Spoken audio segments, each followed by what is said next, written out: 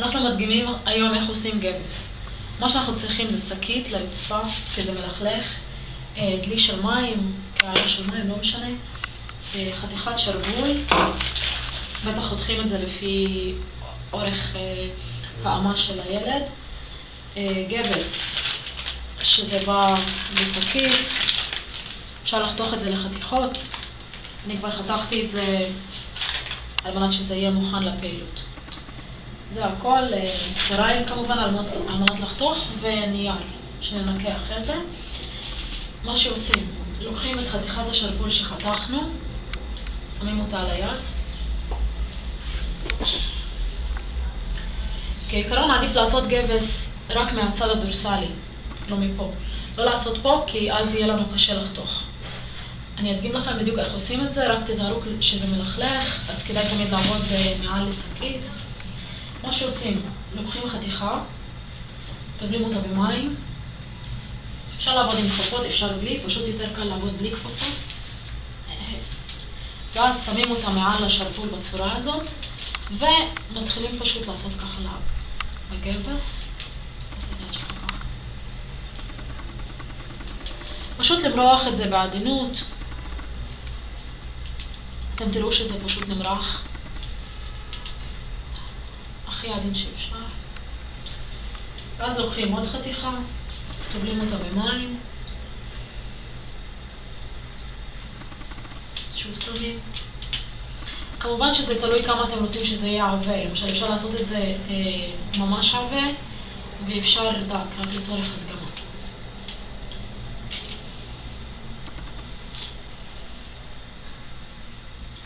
שימו לב שזה מתכמת.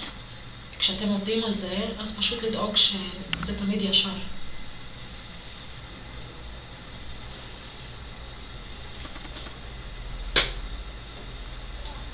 עוד חתיכה עם מים.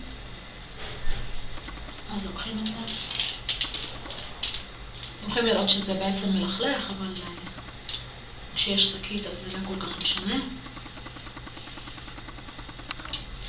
עכשיו, מה שאתם יכולים לעשות לילדים זה רק להדגים מהצד הדורסלי של היד, שזה פה. ואז בעצם, כשאתם משאירים את זה מלמטה, תעשה את היד שלך ככה, כשאני פה לא עושה בכלל, לא שמה גבס, אז כשאני רוצה לחתוך, אז בעצם אני פשוט מעבירה את המספריים מפה, איפה שהשרוול עדיין בולט, ואז יהיה מאוד קל בעצם לחתוך את השרוול.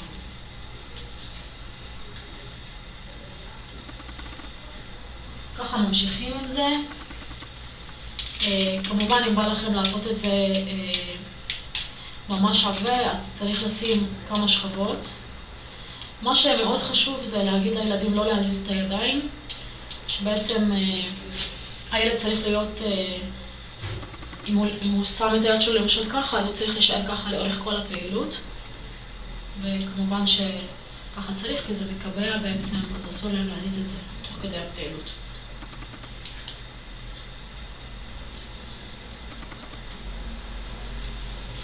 שמים עוד חתיכה. ברגע שמתחילים למרוח את זה, אז זה נראה כמו ממש שכבה אחידה.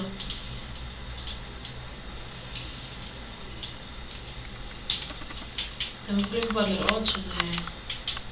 נכון שזה לא ממש עבה, אבל זה כן נראה כמו הגבס ששמים בבית החולים. בסך הכל צריך לשים כמה שכבות על מנת שזה יראה ממש עבה. ושוב, אם בא לכם לעבוד עם כפפות אז אין בעיה, אבל זה חומר שנשטף ממש מהר, אז אפשר פשוט לשטוף את זה עם מים או עם מגבונים בסוף הפעילות. כעיקרון, כשמסיימים לשים את זה, כשמסיימים את כל החתיכות, אז מה שצריך לעשות זה לחכות 20 דקות, 15 דקות, תלוי, לפעמים יותר, לפעמים 25 דקות, ואחרי זה מתייבש, זה הופך להיות קשיח, ואז מה שעושים, אם רוצים לחתוך את זה, אז בעצם להתחיל לחתוך מהאמצע.